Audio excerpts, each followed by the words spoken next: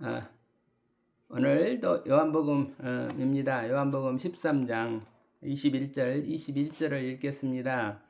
21절 예수께서 이 말씀을 하시고 심령이 괴로워 증언하여 이르시되 내가 진실로 진실로 너희에게 이르노니 너희 중에 하나가 나를 팔리라 하시니 제자들이 서로 보며 누구에게 대하여 말씀하시는지 의심하더라.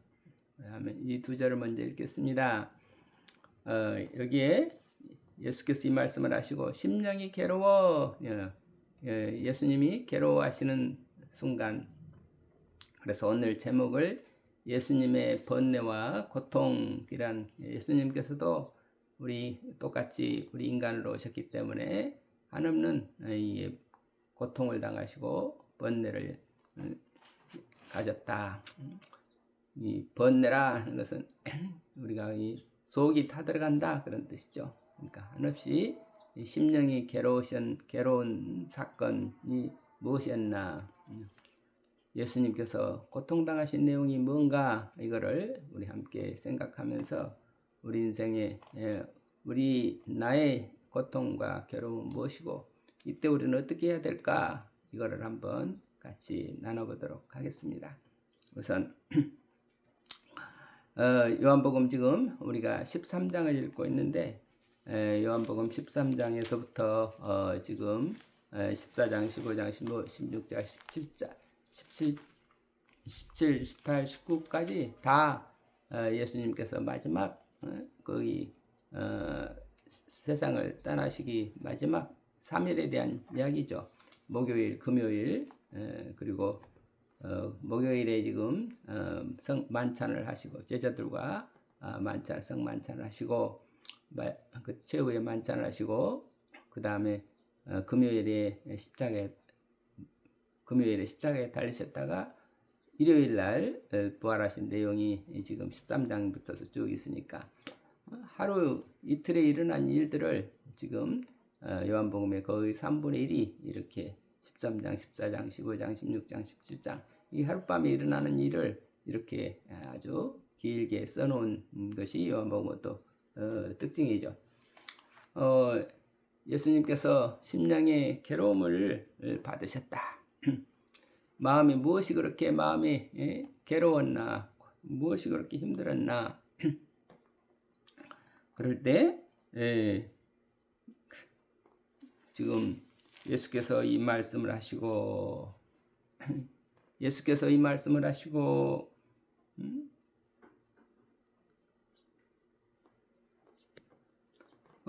하셨던 이 말씀이 지금 무슨 말씀입니까? 앞에서 13장 앞부분에서 지금 예수님께서 하셨던 말씀을 우리가 한번 다시 되새겨 봅니다. 예수님께서 지금 식사를 제자들과 함께 최후의 만찬을 하시고, 만찬 도중에 일어나서 예수님이 제자들의 발을 다 하나씩 씻어주시고, 그리고 내가 주여 또 선생으로서 너희 발을 씻었으니 너희도 서로 발을 씻어주는 것이 옳으니라. 그러니까 이게 핵심이죠. 예수님이 우리에게 오신 것은 주님으로 오시고 선생님으로 오셨다. 그런데 와서 하시는 일은 제자들의 발을 씻어주셨다. 그러니까 이렇게 주님이시고 선생님이시다 하면 한없이 높으신 분이신데, 그 높은 분이 가장 낮은 자리에서 제자들의 발을 씻어주셨다. 그러니까 너희도 서로 발을 씻어주는 것이 옳으니라. 그러니까 서로 섬기는 것이 옳으니라. 이렇게 단순하게 생각합시다. 그러면 서로가 서로의 발을 씻어주는 것, 그 얘기는 주님이 우리를 이렇게 가장 낮은 자리로 내려오셔서 우리를 섬겨주셨는데, 그러면 죄인인 우리들은 무언가 했을 때 우리가 어떻게 감히 다른 사람의 섬김을 받겠는가? 다른 사람을 섬기는 자리, 가장 낮은 자리, 가장 겸손한 자리, 겸허한 자리, 빈자리로 내려와야 되지 않느냐. 우리가 늘 보듯이 이연표 선생님께서 공허자리, 자기를 비운 자리, 자기를 가장 다 내려놓고 한없이 낮은 자리로 내려와서 다른 사람을 섬기는 그 자리로 내려와야 된다고 하는 거. 그래서 그렇게 가장 낮은 자리에서 형제 자매들을 주님처럼 모시는 것, 주님은 주님처럼 높이는 것, 주님은 우리의 주님이시고 우리의 선생님이신 예수님을 섬기는 길이 결국은 다른 사람을 섬기는 것이다. 다른 사람들의 발을 써주는 일이다. 이것을 너희가 알고 행하면 복이 있으리니. 그렇죠. 지난번에 이것을 알고, 이것 안다는 것은 무엇을 아는가 그러면, 이것이 뭔가 그러면 나 자신이 누구인지, 예수 그리스도가 누구신지, 그리고 예수 그리스도께서, 주님께서 내게 바라시는 바가 무엇인지, 주님의 뜻이 무엇인지, 또 주님께 나아가는 길이 무엇인지, 하나님께 나아가는 길이 무엇인지, 천국으로 가는 길이 무엇인지, 천국이 어떤 것인지, 아버지가 어떤 분이신지, 이것을 알고 행하면. 근데 지금 예수님은 나는 주요 스승으로서 너에게 왔으나 너희들에게 내가 가장 낮은 자에서 너희들의 발을 씻어주셨으니 너희들이 서로 발을 씻어주는 것이 옳으니라. 어떤 조금이라도 자기 어떤 교만이 나는 나다 하는 오만이 들어가면 안 되겠다. 항상 겸허하게 자기를 내려놓고 자기를 비우고 주님을 진정한 주님으로, 선생님을 진정한 선생님으로, 선생님은 나의 모든 길을 알려주시고 진리를 알려주시는 분, 주님은 나의 생명을 주시는 분, 주님이요 선생님이신 예수님을 우리가 믿고 받아들여야 되지 않느냐. 이것이 예수님의 말씀이었죠. 이것을 이 말씀을 하시고 심령이 괴로워 증언하시되, 왜 그러면 예수님이 심령이 괴로워하나? 제자들마저 지금 제자들 가운데 산 사람이 자기를 믿지 않는다.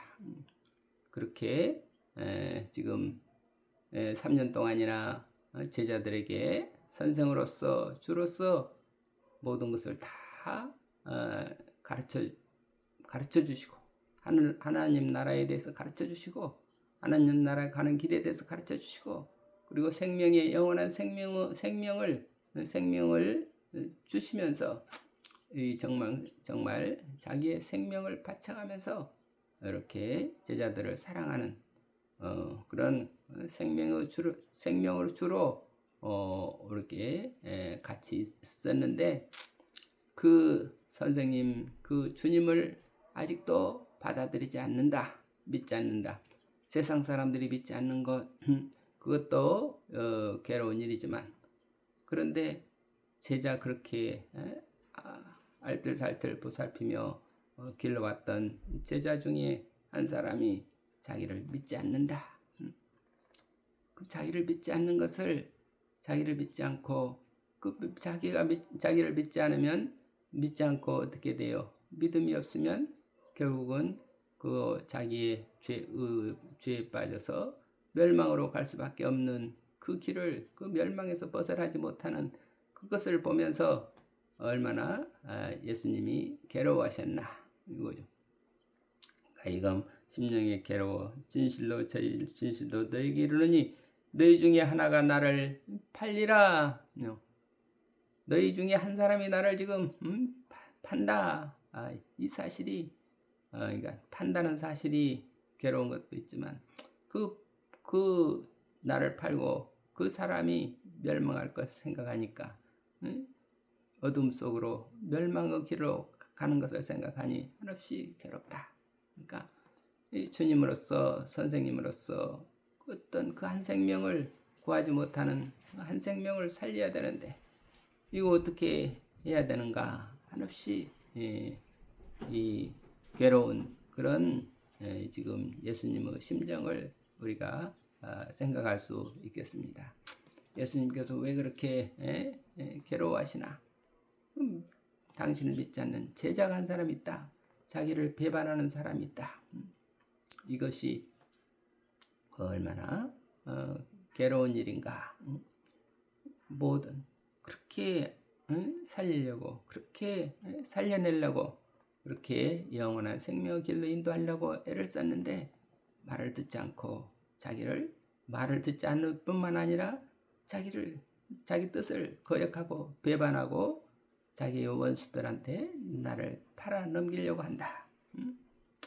나를 팔아 넘긴다. 이게 얼마나 괴로운 일이겠는가. 이 괴로움에 대해서 얼마나 괴로우셨을까. 예수님의 심정에 대해서 우리 한번 잘 묵상해 보는 그런 시간이 되었으면 좋겠습니다. 그러면 그래서 그 괴로운 심정 속에서 어떻게든지 마지막 끝까지 당신을 팔려고, 당신을 배반하려고 하는 그 제자가 마음을 돌이켜서 그 일이 그만두었으면 좋겠다 하고 기도하는 그 기도가 결국은 또 이 고통스러운 기도 시간이 되는 거죠. 그러면서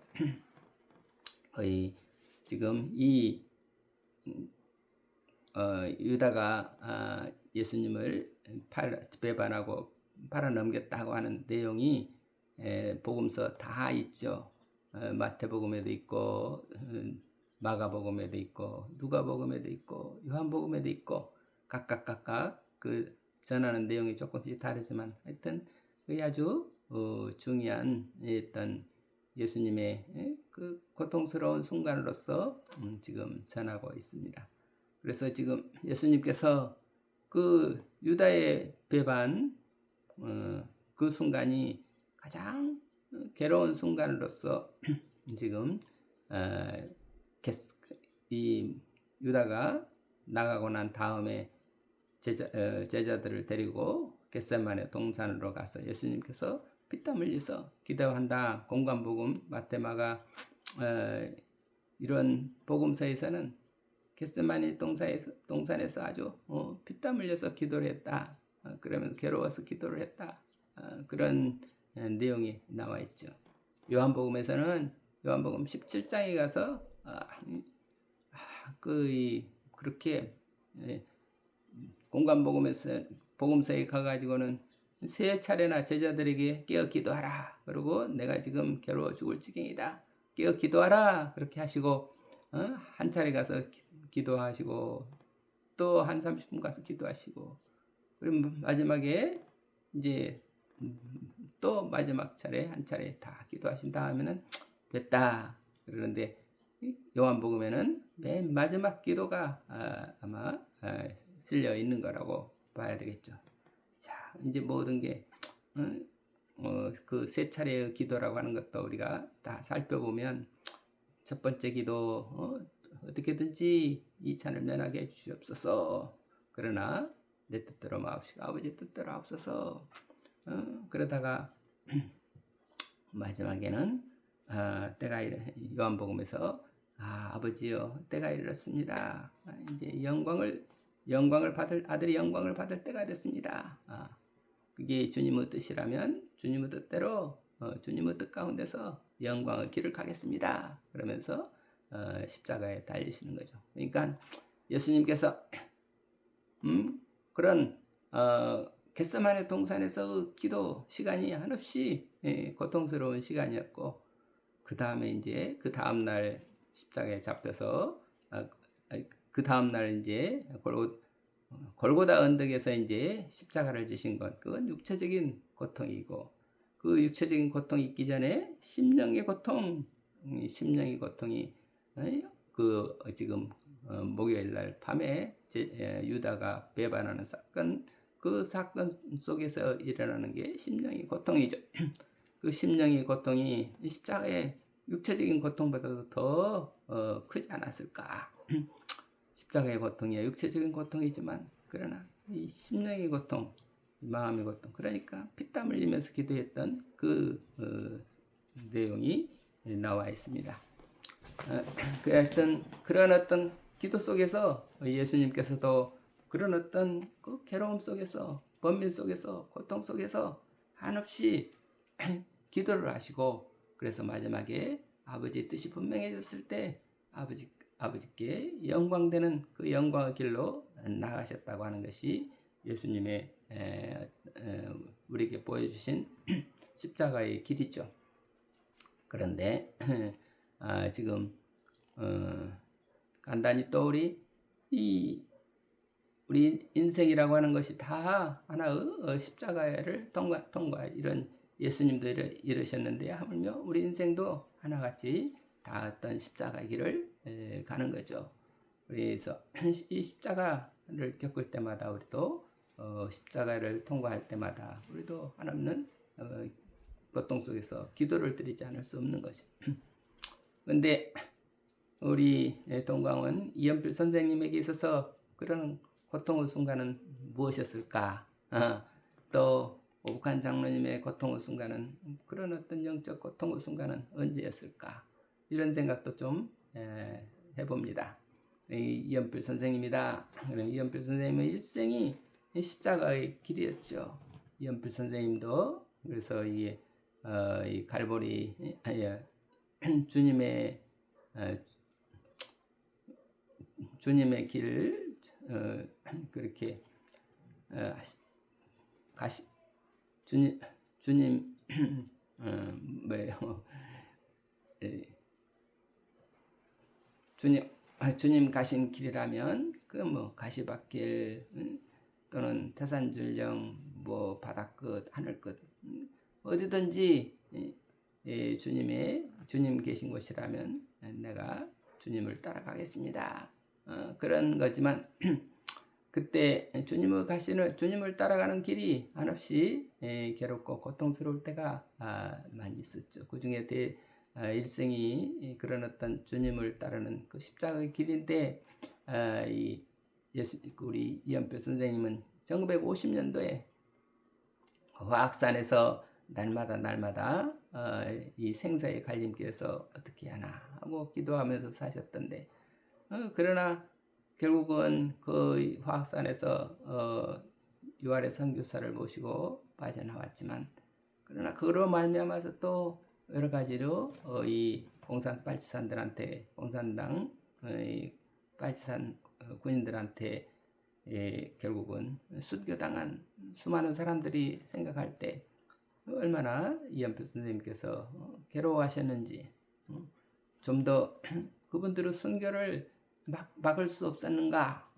어떻게 하면 이 한 사람도 희생당하지 않도록 그 괴로움이라고 하는 건 이게 순교를 당하는 것 그 자체도 우리가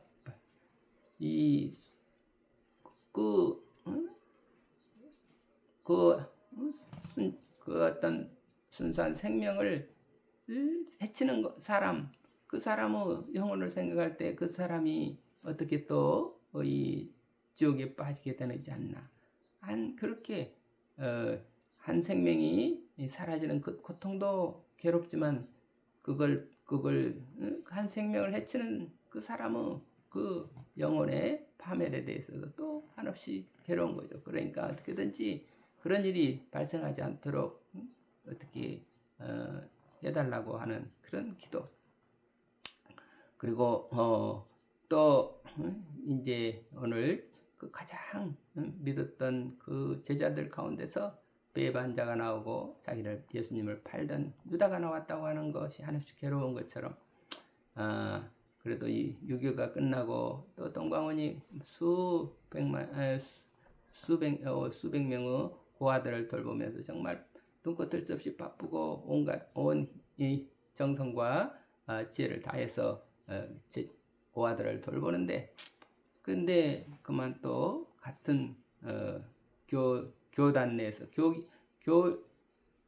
교회에서 교회 사람들이 그것을 또 흠을 잡아가지고 교회 동광원에서는 아이들한테 고기도 안 먹인다. 왜 고기를 안 먹였나? 그러면 거기 통조림을 고아들은 많고 식량은 부족한 시대니까 어떻게든지 이런 통조림 고기를 나오면은 그것을 팔아다가 그것을 곡식으로 바꿔가지고 좀 아이들한테 좀 더 밥을 더 배불리 먹을 수 있자, 먹일 수 있도록 하자. 그렇게 해서 통조림들을 내다 팔고 그 판 돈으로 또 식량을 사다가 고아들을 돌보는데 그런 일들을 가지고 저기 사람들은 이렇게 부업품을 빼돌리는 사람들입니다. 그렇게 누명을 씌워가지고 고발을 해가지고 시에서 고아원을 해체하게 되는 그런 사건이 일어났을 때 얼마만큼 이연필 선생님이 괴롭고 원망스럽고 힘들으셨을까. 1954년에 무척 힘드신 그런 고난의 날을 달면서 결국은 또 이 광주 양림다리 천변에다가 음막을 짓고 거기서 기도하면서 사셨을 때 얼마나 힘드셨을까. 이런 일들이 그런 이렇게 또 54년뿐만 아니라 이제 또 이 그런 일들을 또 이제 그래서 끊임없이 자기를 비우고 오직 아버지의 뜻만을 구하는 그런 기도의 생활로 이어가셨던 분이 이연필 선생님이시고, 그래서 또 56년 7년에 또 이게 자기를 돌보는 김준호 선생님이 보니까 거기 치료를 치료를 안 받고 그렇게 해서 골수 결핵을 앓고 있으니까 손에서 고름이 나오고 있다. 이걸 그래서 자기를 내려놓고 자기가 아무리 나는 고기를 안 먹고 약을 안 먹고 모든 사람들을 사랑하는 다른 사람들을 섬기기 위해서 다른 사람들을 나보다 더 먼저 섬기라고 먼저 약이 있으면 다른 사람을 먼저 쓰세요. 밥이 있으면 다른 사람 먼저 먹이세요. 그래서 고기도 안 먹고 약도 안 먹고 그랬는데 그것이 하나의 율법이 돼가지고 병원에 가서 치료받을 일이 못하게 됐구나 이렇게 생각을 해서,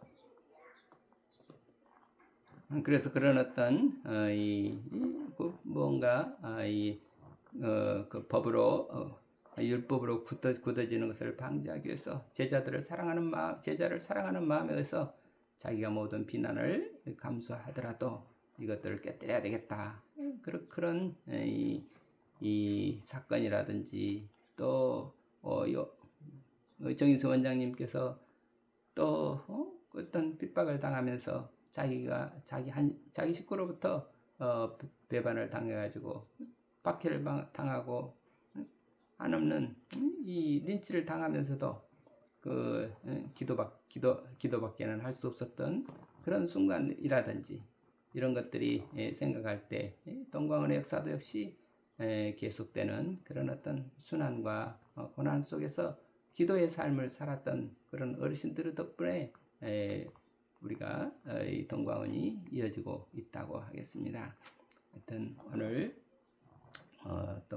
너무 짧은 시간에 예수님의 그 심령의 괴로움을 다 우리가 설명하고